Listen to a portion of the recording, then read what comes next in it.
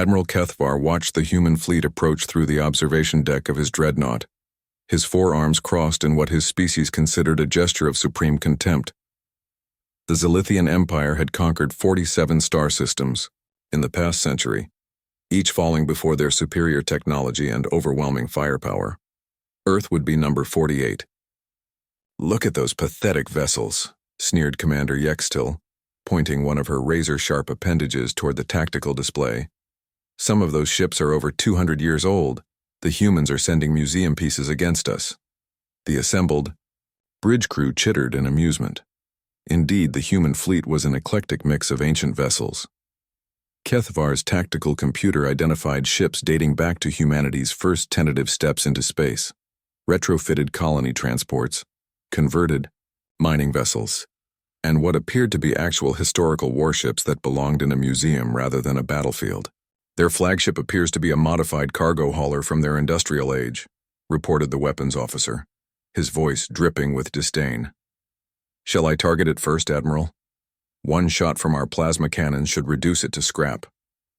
Kethvar raised a clawed hand. "Patience, let them come closer. I want to savor this moment.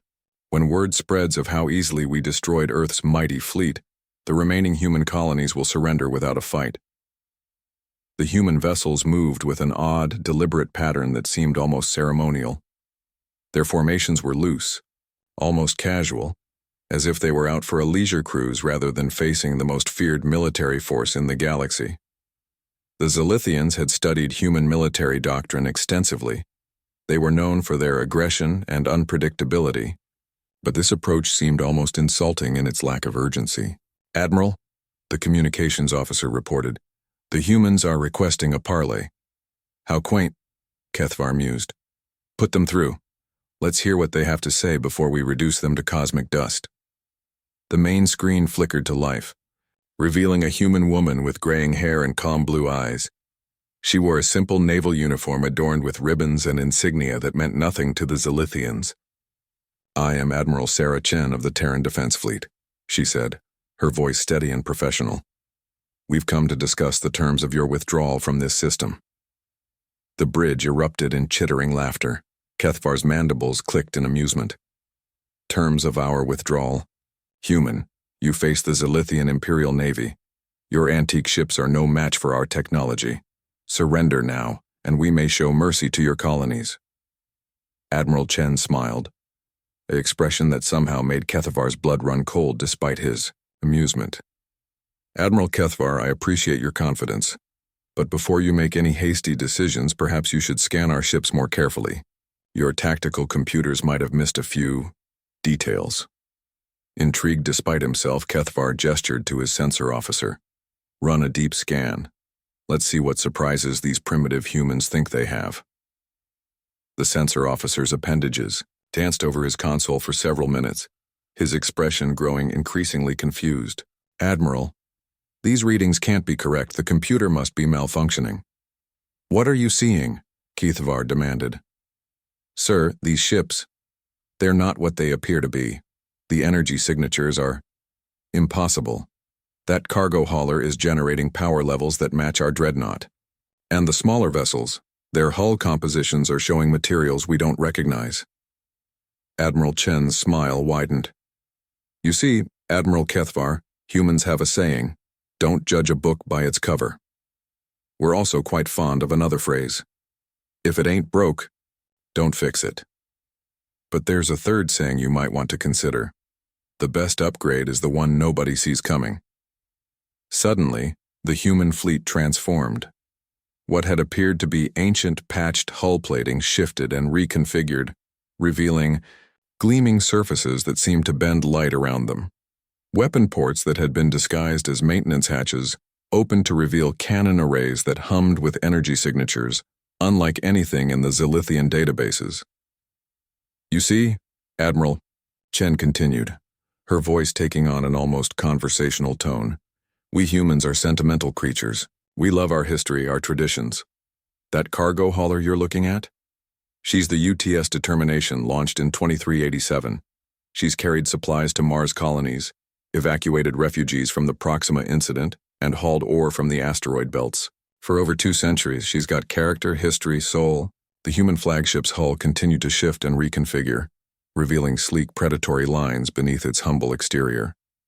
But we're also pragmatic, Chen added. Why build new ships when we can upgrade the old ones? That cargo hauler now carries a zero-point energy core, quantum armor plating, and plasma cannons that could crack a moon in half. We kept her original appearance because, well, we're attached to it. And because enemies tend to underestimate ships that look like flying scrap. Yachts. Kethvar's tactical officer was now frantically working his console. Admiral, I'm detecting massive energy buildups across their entire fleet. Weapon signatures they're off the charts. How is this possible? Humans are natural engineers and warriors, Chen explained as if reading his thoughts. We've been upgrading and modifying our tools for millennia. We took steam engines and made them into fusion reactors. We took gunpowder and created antimatter weapons. We took sailing ships and turned them into interstellar vessels. It's what we do. The bridge fell silent except for the increasingly frantic beeping of alert systems. But most importantly, Admiral Chen's expression hardened. We don't surrender, we don't retreat, and we sure as hell don't let bullies threaten our homes. So, Admiral Kethvar, I'm going to give you one chance to withdraw from this system.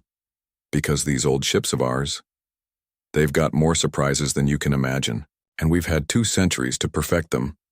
Kethvar stared at the transformed human fleet, his mind reeling. The ships that had appeared to be easy prey were now revealing themselves as apex predators, disguised as harmless cargo haulers and pleasure craft. Choose quickly, Admiral, Chen added softly. Because if you don't leave in the next 60 seconds, you're going to discover exactly what 200 years of human ingenuity and stubbornness can accomplish when applied to the art of war. For the first time in his long military career, Admiral Kethvar found himself utterly outmaneuvered by an enemy he had completely underestimated. As he stared at the bristling weapons arrays now visible on every human vessel, he realized that sometimes the most dangerous predator was the one that looked like prey. He gave the order to withdraw. Earth's old ships watched them go, their ancient hulls hiding the most advanced technology in the galaxy, a testament to humanity's greatest strength, the ability to take anything, no matter how old or humble, and make it better.